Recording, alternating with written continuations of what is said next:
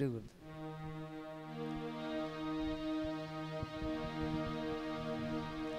श्री गणेशाय नमः श्री सरस्वते नमः श्री गुरुभ्यो नमः जगद्गुरु नरेंद्राचार्य महाराज की जय सद्गुरु काडसिद्धेश्वर महाराज की जय संत शिरोमणि गजानन महाराज की जय आद्य जगद्गुरु रामानंदाचार्य महाराज की जय सियावल्लभ रामचंद्र की जय गुरुर्ब्रह्मा गुरुर्विष्णु गुरुर्देवो महेश्वरः श्री गुरु साक्षात् परब्रह्म तस्मै श्री गुरवे नमः ब्रह्मानन्दं परमसुखदं केवलं ज्ञानमूर्तं द्वन्द्वातीतं गगनसदृशं तत्त्वमस्याधिलक्ष्यम् एकं नित्यं विमलमचलं सर्वधी साक्षिभूतं भावातीतं त्रिगुणरहितं सद्गुरु तन्नमः श्रीमद्दासबोधदशकपन्धरावा समास दुसरा निस्पृह व्यापलक्षण वाचण्यास प्रारंभ करीतो महाराज श्रीराम पृथ्वीमध्ये मानवी शरीरे उदंडदाटलीलहान थोरे पालटती मनोविकारे क्षणक्षणा श्रीराम जितुक्या मूर्ती तितुक्या प्रकृती सारख्या नसती आदियंती नेमची नाही पहावे किती काय म्हणे श्रीराम कित्येक कमलेंच्या भुवनी गेले कित्येक फिरंगणात आटले देशभाषेने रुधिले किती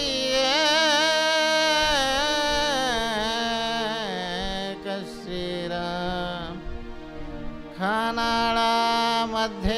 जाऊन राहे तेथे कोणी जन पाहे सर्वत्रांची चिंता वाहे सर्व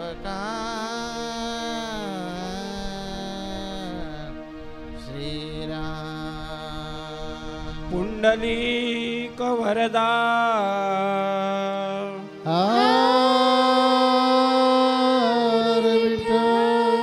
श्री ज्ञानदेव तुकाराम पंढरीनाथ महाराज की जय जगद्गुरु नरेंद्राचार्य महाराज की जय श्री गुरुदेव परमवंदनीय परमश्रद्धेय माऊलींचरणी नतमस्तक होऊन आज संत संघाला उपसले गुरुबंधू गुरुबणी श्री गुरुदेव भाविक हो, आपण मागच्या आठवड्यामध्ये चातुर्य लक्षण याच्यामध्ये माऊलींनी फार सुंदर प्रकारे या ठिकाणी निरूपण केलं होतं. आणि या समासामध्ये समर्थ रामदास स्वामींचं असं म्हणणं या ठिकाणी आहे की जाणीव म्हणजे ईश्वर आणि जाणीवेलाच व्यापक करणे याला चातुर्य असं समर्थ रामदास स्वामी ठिकाणी म्हणत आहेत. परंतु दुसऱ्याचं अंतःकरण जाणून त्याच्यासारखं वागणं याला या ठिकाणी चातुर्य म्हटलेलं आहे. आणि म्हणून भाविक हो, आज आपण दशक 15वा समास दुसरा निस्पृह व्याप या समासाचे आपण निरूपण ऐकणार आहोत. या समासामध्ये 1 ते 13 ओव्यांपर्यंत समर्थांच्या काळामध्ये सामाजिक, राजकीय आणि आध्यात्मिक स्थितीच्या गोंधळाचं वर्णन या ठिकाणी केलेलं आहे भाविक हो. तर 14 ते 30 ओव्यांमध्ये निस्पृह व्याप याच्यावरती वर्णन केलेलं आहे. आणि म्हणून असं म्हटलं की जेव्हा निस्पृह महंत व्याप वाढवतो आणि या निस्पृह महंताच्या प्रयत्नाने निर्माण झालेल्या परिस्थितीवरती कशी मात केली जाते त्याचं सुंदर वर्णन या समासामध्ये केलेलं आहे. आणि या समासात निस्पृह महंत म्हणजे प्रत्यक्ष स्वतः समर्थ रामदास स्वामी आहेत. आणि हा समास समर्थ रामदास स्वामींचा आत्मचरित्र आहे भाविक हो. आणि म्हणून हा निस्पृह शब्द समर्थ रामदास स्वामी असा गोड शब्द या ठिकाणी निर्माण केलेला आहे. कारण का असं निस्पृह महंत म्हणजे व्याप म्हणजे काय, तर जो समाजासाठी झिजतो, जो समाजाचं सुख पाहतो, जे समाजाला सुखी ठेवायचा प्रयत्न करतात त्यांनाच ह्याकडे निस्पृह म्हटलेलं आहे. मग ज्याला स्पृह आहे तो स्वतःच्या स्वार्थासाठी व्याप करतोच. भाविक हो, तुम्ही आम्हीसुद्धा स्वतःच्या स्वार्थासाठी सगळ्या गोष्टी करतो. आज आपण माऊलींच्याकडे जो येतो समस्या निवारणासाठी, तर आपली समस्या सुटावी भाविक हो, यासाठीच माऊलींनी सांगितलेली भक्ती, साधना, संतसंग या गोष्टी करतो. परंतु ज्याला ह्या देहाचं सार्थक करायचं आहे, ज्याला स्वस्वरूपाची ओळख करून घ्यायचं आहे, असे भक्त, शिष्य, साधक आपल्या प्रपंचामध्ये सुख येऊ देत अथवा दुःख येऊ देत, ते अजिबात ह्या ठिकाणी ढळत नाहीत. ते साधनेपासून बाजूला जात नाहीत. उलट असे भक्त शिष्य साधनेमध्ये एकरूप होतात भाविक हो. आणि म्हणून असे भक्त शिष्य ज्या विशाल आणि व्यापक होतात त्यांनाच या ठिकाणी निस्पृह महंत म्हटलेलं आहे. आणि म्हणून असं निस्पृह महंत जेव्हा व्याप वाढवतात तेव्हाच खऱ्या अर्थाने समाजाचं भाग्योदय जवळ आलेलं आहे असं समजावं भाविक हो.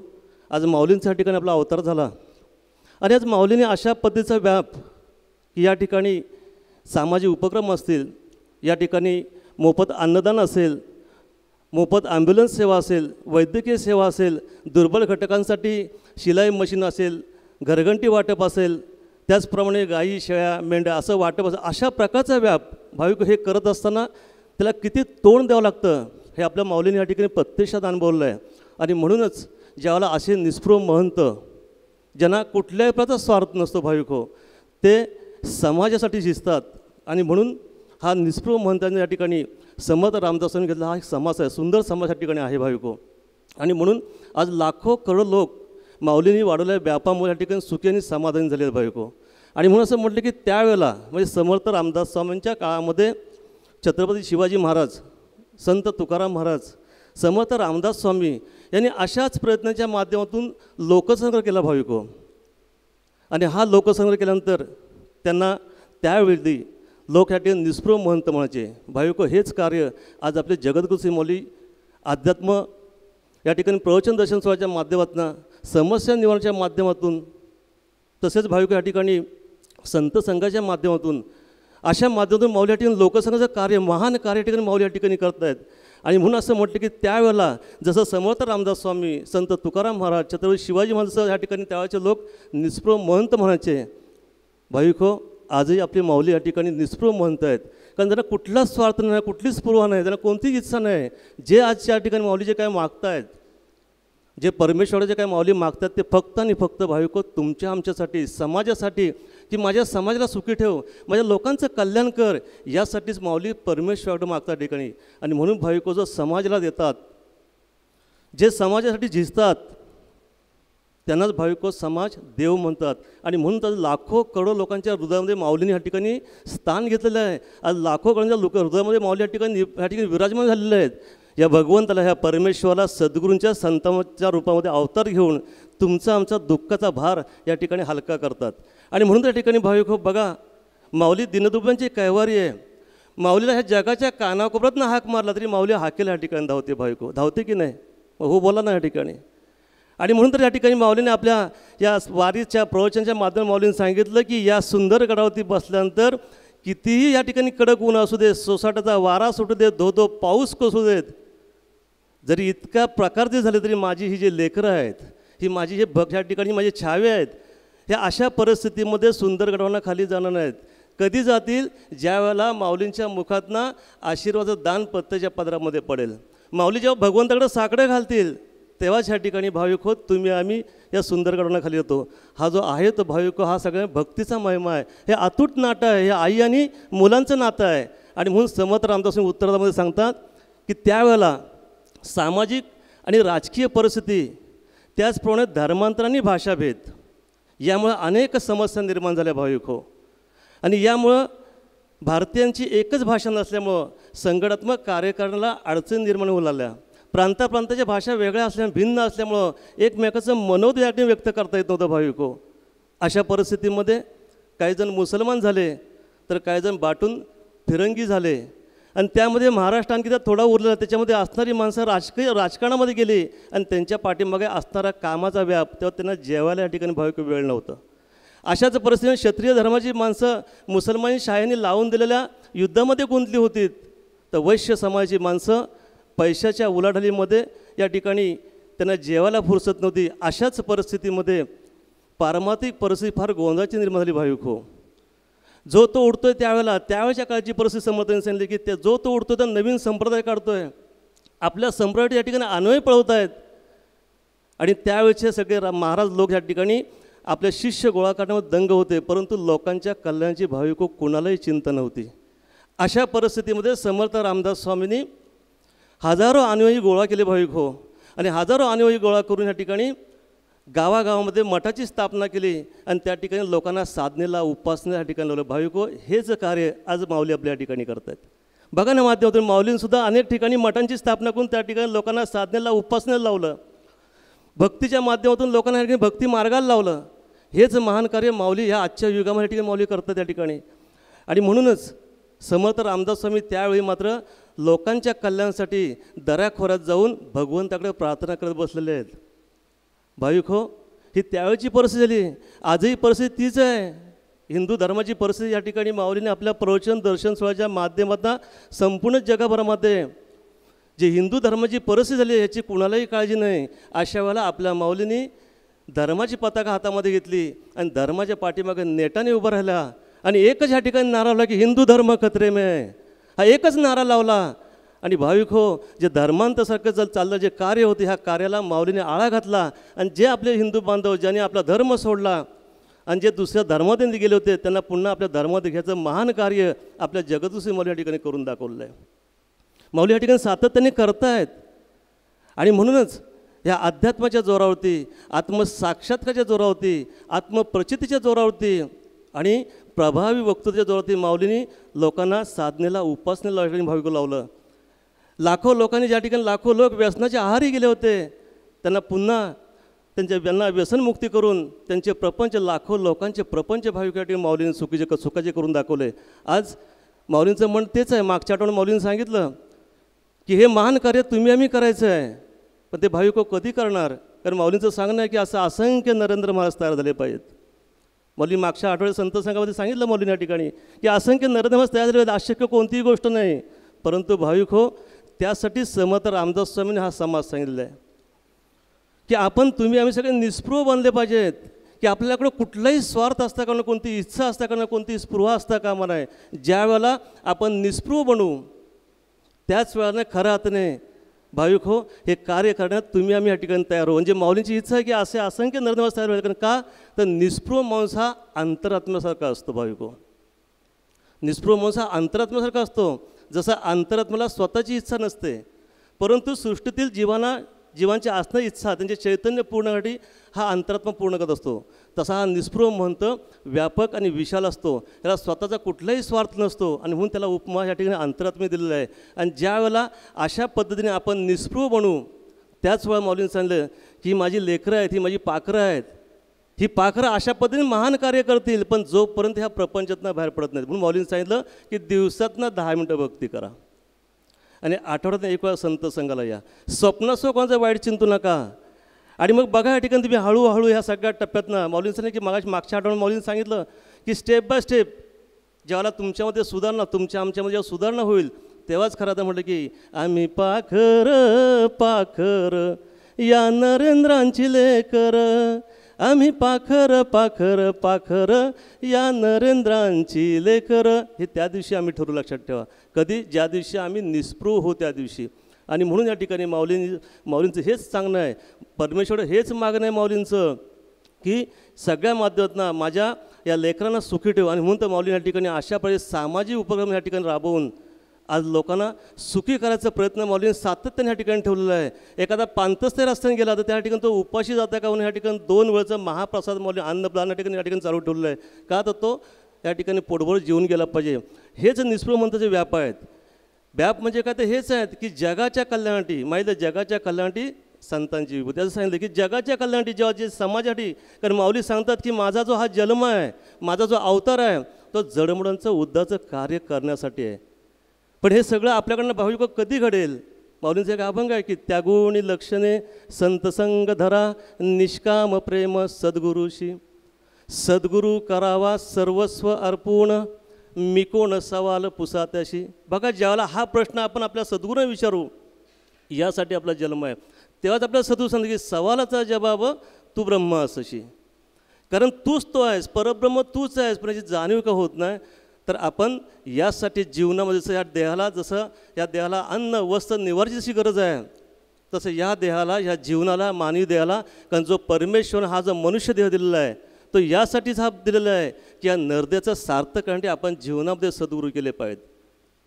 परंतु हे जे मन आहे ते मन भाविको तुम्हाला भक्ती मार्गाकडे वळवत नाही. ज्ञानेश्वर म्हणतात की बुद्धी आणि मन चित्त अहंकार हन हे चतुर्विध चिन्ह अंतरात्म्याचे. कारण मन हे अंतरात्म्याचा 4था भाग आहे भाविको. आपण म्हणतो बा की माझं मन साप आहे, पण भाविको हे सगळं खोटं आहे. कारण या मनाला 3 दोष आहेत. एक मल, एक विक्षेप आणि 3रं आवरण. म्हणजे मल म्हणजे मनामध्ये पाप वासना येणे, आणि विक्षेप म्हणजे चंचलपणा, आणि आवरण अज्ञान. असे 3 ह्या ठिकाणी हे दोष सांगलेले आहेत. हे ज्या दिवशी दोष आपल्यातनं जातील भाविको त्याच वेळेला आपण निस्पृह होऊ. आपण निस्पृह होऊ आणि मग आपण जे काही करू ते परमेश्वरापर्यंत पोचेल. फळाची अपेक्षा ठेवू नका. गीतेमध्ये भगवान कृष्णाने सांगितलं की कर्मणे वादिकारस्ते मा फलेषु कदाचन. कर्म करा, मला त्याच्या मोबदल्यात काय मिळेल याची अपेक्षा ठेवू नका. याची अपेक्षा ठेवली की हाती धुपाटणंच येणार, बाकी काही नाही मिळणार. मला एक प्रसंग आठवतो आहे महाभारतातला. देवाच्या 16,108 बायका, त्याच्यामध्ये सत्यभामा होती, ती प्रचंड हट्टी. सत्यभामेला वाटायचं की हा देव आहे, माझा एकटीचाच झाला पाहिजे, माझ्या व्यतिरिक्त कुणाचाही ह्याच्यावर अधिकार असता कामा नये. तर जीवजंतूचा ज्याच्यावर अधिकार आहे तर बायकांचा असणारच ना. 16,000 त्याच्या ज्या बायका आहेत त्या प्रत्येकीला वाटणार ना तो माझा असला पाहिजे. जीवजंतू जर त्याच्यावर प्रेम करतो तर प्रत्येक बाईला वाटणार की तो माझा असला पाहिजे. पण सत्यभामा इतकी हट्टी की नाही, तो रुक्मिणीकडे जाता कामा नये, तो आमकीकडे जाता कामा नये, तो तमकीकडे जाता, माझ्याकडेच आला पाहिजे, माझंच असला पाहिजे. आणि म्हणून एकदा नारद मुनी त्यांच्याकडे आलेले असताना ती नारद मुनींना प्रश्न विचारते की हे माझे स्वामी जे आहेत, हे माझे जे प्राणनाथ आहेत, हे केवळ आणि केवळ माझे एकटीचे कसे राहतील. ते नारद मुनी म्हणाले सोपं आहे, जे आपल्याला हवं असतं ना ते दान करून टाकायचं, डबल होऊन जातं. म्हणजे काय, तर म्हणाल दान केलं की ते डबल होतं. म्हणजे असं की तुम्हाला भगवान कृष्ण एकटीला हवा आहे. तुम्ही त्यांचं जर दान केलं तर त्यांचं प्रेम तुमच्यावर अधिक बसेल आणि ते तुमच्याच होऊन बसतील. मग म्हणाले चालेल, मग ठीक आहे, मग त्यासाठी काय करायचं सांगा. एवढी उतावळी झाली की बास रे बास. कारण स्वार्थ होता की मी रुक्मिणीला पण भेटू देणार नाही म्हणजे नाही, राधेला पण देणार नाही म्हणजे नाही, हा माझा आणि माझा एकट्याचाच असला पाहिजे. ती इतकी उतावळी झाली, काय करू सांगा. त्या नारद मुनींनी सांगितलं काय सोपं आहे गोष्ट, संकल्प करा आणि पाणी सोडा हातावर. बरं करते म्हणाले, पण हा संकल्प करून हे पाणी कुठे सोडायचं, मला द्या म्हणाले. सुवर्णाचं एक पात्र आणलं पाणी भरून आणि एक ताट आणलं सोन्याचं. नारद मुनींना सांगितलं की तुम्ही खाली हात ठेवा. नारद मुनीने त्या सुवर्ण पात्रामध्ये हात ठेवला. सत्यभामेनं हातात पाणी घेतलं आणि सांगितलं की मला सगळ्यात प्रिय वस्तू म्हणजे कृष्ण, त्याच्याशिवाय मला कोणी जगामध्ये प्रिय नाही, त्या हा माझा मी तुम्हाला दान करून टाकते. आणि पाणी सोडून टाकलं. पाणी सोडल्याबरोबर कृष्ण नारद मुनींचे झाले ना, आणि झाला विषय तो तिथे संपला. काही वेळानंतर भगवान कृष्ण बाहेरून कुठून तरी आतमध्ये आले आणि ते चालले आपल्या मंचकावर बसायला, पलंगावर बसायला चालले. पलंगावर बसायला चालल्याबरोबर नारद मुनींनी सांगितलं, देवा आता तुम्ही माझे झालेले आहात, मला दान दिलेलं आहे तुमच्या पत्नीनं, त्यामुळे तिथे बसायचं ना, मी सांगेन तिथे बसायचं. देव म्हणाले काही हरकत नाही, तुमची आज्ञा. कुठे बसू, बसा इथे माझ्याजवळ. नारद मुनींजवळ बसले भगवान कृष्ण. प्रत्येक गोष्ट नारद मुनींना विचारल्याशिवाय ते करेनात. तेव्हा सत्यभामेला आश्चर्य वाटलं, हा काय प्रकार, मी केलं एका उद्देशानं आणि झालं भलतंच काहीतरी, हा माझा राहिलाच नाही मला. त्या भगवान नारदांनी सांगितलं की तुम्ही दान केलं की नाही, मग त्याच्यावरचा अधिकार सोडलात ना, मग त्या वस्तूचा परत स्वीकार करायचा नाही ना तुम्ही. मग सत्यभामा म्हणाले तुम्ही मला शब्दात छल करून या शब्दामध्ये फसवलेल्या आहेत, माझा प्राणनाथ मला परत कसा मिळणार तो सांगा. त्या नारद मुनी म्हणाले की तुमचा प्राणनाथ तुम्हाला देणार, पण त्याच्या वजना एवढं सोनं दिलं पाहिजे. ती इतकी उतावळी झाली होती, अजूनही स्वार्थ सुटत नव्हता. ती हा विचार करत नव्हती तो देव आहे आणि तो सगळ्यांचा असणार, माझा एकटीचाच कसा होईल. पण ती उतावळी झाली होती. ती म्हणाल काय वाटेल ते सांगा, मी करणार, पण माझ्या देवाला मी सोडवून घेणार. मग म्हणलं सुवर्ण तुला करा. त्याप्रमाणे मग सुवर्ण तुला आयोजित केली आणि त्याच्यामध्ये एका पारड्यामध्ये देवाला बसवलं आणि दुसऱ्या पारड्यामध्ये सोनं ओतत राहिलेत, पण देवाचं पारडं काही समान होईना. गोष्ट शॉर्टकटमध्ये सांगतो कारण टायमिंग संपत आलं माझं. तेव्हा पारडं काही समान होईना, सगळं द्वारकेतलं सोनं संपलं. आता काय करायचं, शेवटी रुक्मिण पत्नी जी होती तिच्याकडे बोलवणं पाठवलं की तुमच्याकडे काय सोनं जर शिल्लक असेल तर घेऊन या. ही लाडकी ना, ही बोलत नसे ना, त्यामुळे निरोप गेला. रुक्मिणीनं बिचारी साधी, भगवान कृष्णावर नितांत प्रेम करणारी, ती म्हणाली ठीक आहे बघते, मी प्रयत्न करते.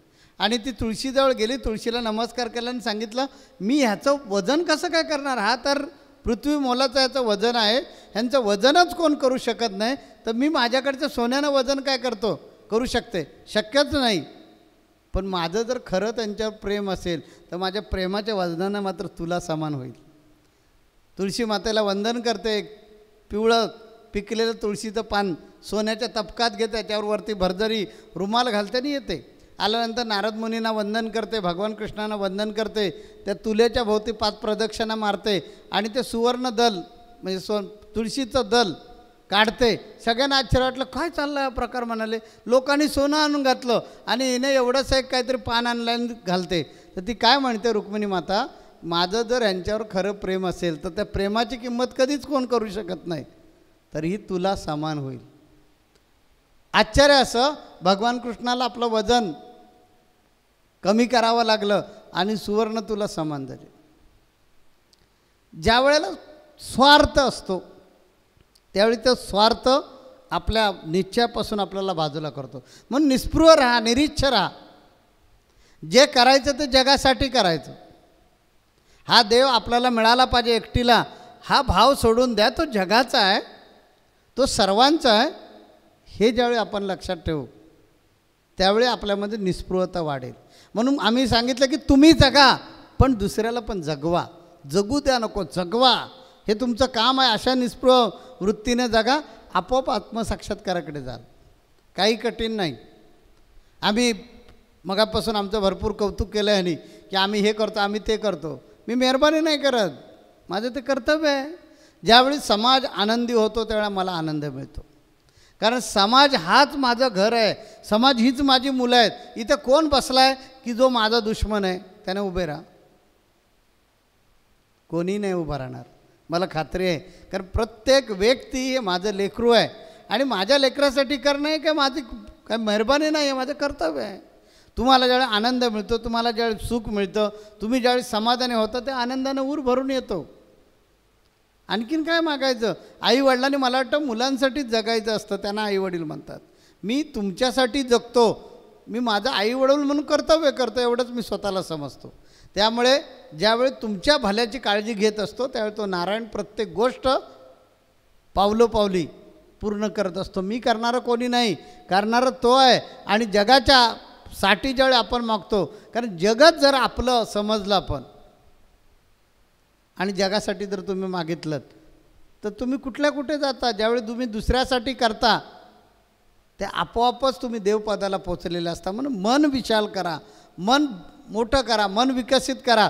भले तुम्हाला जगासाठी मागायचं नसेल पण स्वामींसाठी तरी मागा.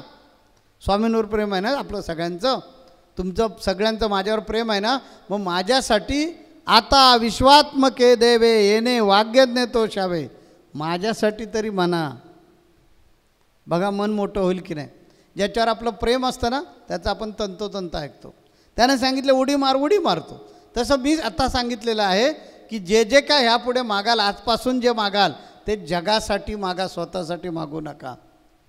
आणि असे निस्पृह व्हा की आपोआपच देव तुम्हाला विचारेल, बोल तुझी इच्छा काय ती सांग.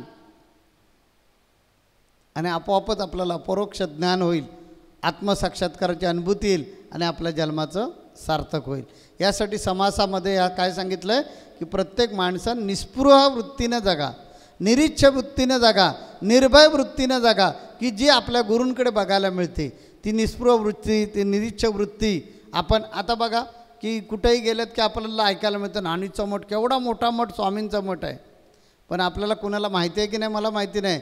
त्या ट्रस्टवर मी नाही आहे, मी ट्रस्टी नाही, मी कोणीही तिथे नाही. तो मठ माझ्या नावावर नाही, जे आहे त्या संस्थेच्या नावावर आहे सगळं. परंतु कुणाची म्हणायची विषाद आहे का की स्वामींचं नाही म्हणून? मागता कशाला? तसं दान देवाला देतो, मला पावती पाहिजे. अरे कशाला? माझा नावाचा बोर्ड लावला पाहिजे, कशाला पाहिजे नावाचा बोर्ड? तू ज्याला देतोस त्याला कळलं, भरपूर झालं की ते त्याच्यापर्यंत पोचलं. याला निरीच्छ वृत्ती किंवा निस्पृह वृत्ती म्हणतात. हे आपल्या अंगी बाणवली तर त्याचं आपल्याकडे आपल्या अकाउंटमध्ये पुण्य जमा होतं. आणि जर आपण त्याचं बेनिफिट घेतलं, त्याचं ताबडतोब नाही माझं नाव लावलं पाहिजे, माझं नाव माई करून कुठं पुकारलं एवढ्या लोकांमध्ये, मग मी देणार नाही. मग देव म्हणतो की ते माझ्यासाठी देत नाहीस, तुझ्या नावासाठी देतोयस ना, देव घेऊन टाकतो.